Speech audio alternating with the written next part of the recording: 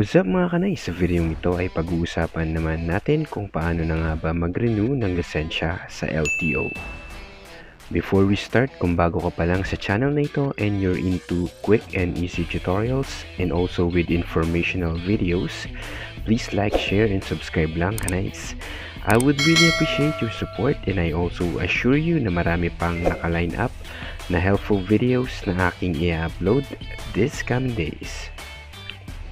Going back sa ating topic for this video, I will provide kung ano yung mga steps and information from my recent experience sa pag-renew ng license. First, you need to create a LTMS or Land Transportation Management System account. Puntahan nyo lang yung portal.lto.gov.ph via your browser gamit ang inyong phone or computer. I will also create a separate video for those who want to have an overview of it. Although madali lang naman ito since you just need to provide all of the necessary information about yourself. After the initial phase of account creation, to avoid any delay pag nasa LTO na kayo, it is also important to already update the other pertinent information.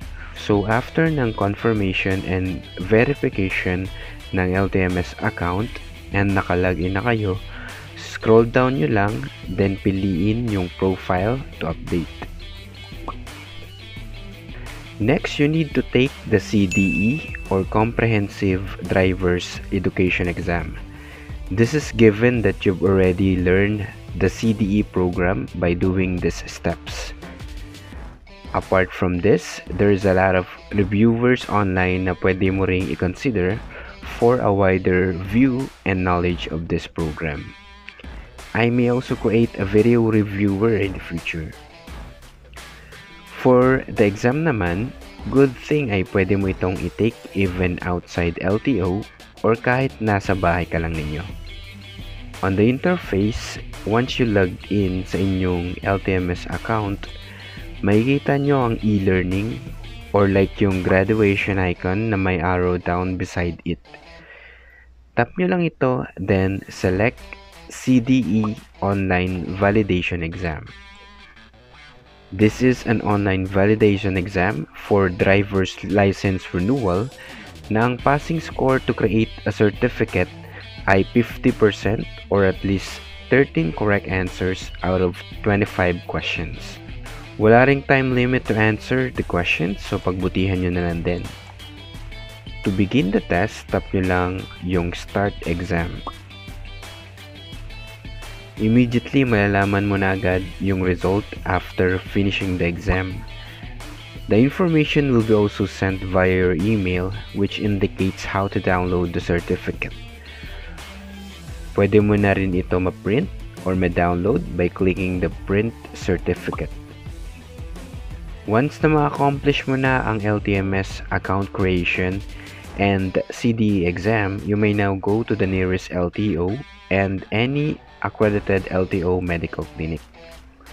Ang pinuntahan ko ay yung pinakamalapit na LTO satellite office dito sa amin na located inside SM. Good thing is meron na ring accredited LTO medical clinic na halos katapat lang ng pwesto nila dito. Isa sa mga requirements before ka pumunta ng LTO ay ang medical certificate for driver's license, kaya ito na muna ang inuna ko. Una ay may fill-upan kang driver's medical evaluation form, then after mo masubmit, you have to wait na lang na matawag. Once na matawag ka na ay may babayaran ka na medical fee. Sa clinic na ito ay 600 pesos yung nakapaskil sa labas, pero 550 pesos lang yung siningil nila. Maybe di lang nila na-update yung fee info na naka-indicate sa labas. Tapos, check din nila yung weight, height, and blood pressure mo at hihiramin din saglit yung recent driver's license mo. After that, maghintay lang na matawag ang pangalan mo ng doktor. Mainly, ang test naman ay ang vision test.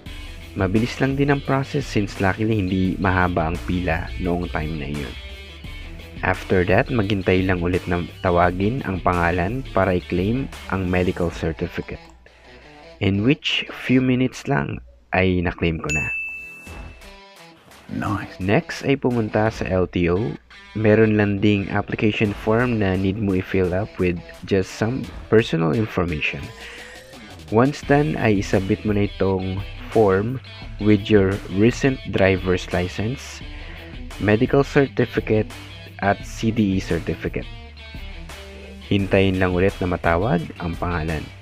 At this point, tatawagan ka for validation of the documents and also with the verification ng inyong mga information sa LTMS portal. It is also important na you remember your LTMS login information or you have a copy of it since need mo rin kasi personally i-login yung account mo sa computer nila as part ng verification process.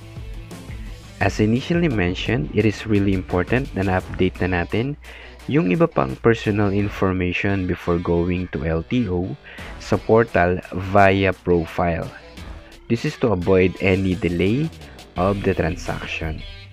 Next step, you have to go to the cashier and pay for the license fee na 585 pesos. Then, wait again na matawag ang name mo for the next step. Ang sunod na procedure ay ang biometrics and releasing ng license.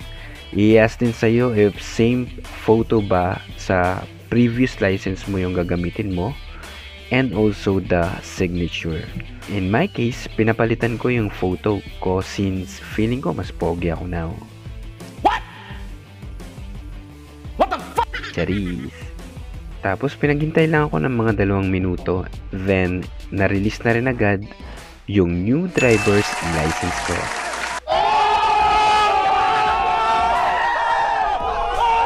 Siguro in my case, inabot lang ako ng less than 2 hours for medical and LTO process and I already got my new license. It seemed then na mukhang mas convenient to get or renew a new license sa mga satellite offices like dito sa mall na malapit sa amin. I'm very happy mga kanay since 10 years yung validity ng newly renewed license na na-receive natin. So that's it mga kanays, we're done with the information and steps kung paano na nga ba mag-renew ng driver's license. And also mga kanays, when it comes to bills payment, in case you're interested, I've also uploaded recent videos about using ShopeePay that might be also helpful to you. You might be also interested of watching these videos para makalesen ka or makakuha ng discounts sa inyong internet, water, or electric bills. I have also included the links on the description page of this video. Kung meron din mga katanungan tungkol sa video na ito, please don't hesitate na mag-comment lang and I will be glad to answer your questions. So, paano mga kanays? Hanggang dito na lamang muna. Maraming salamat sa panonood. Always stay safe and healthy.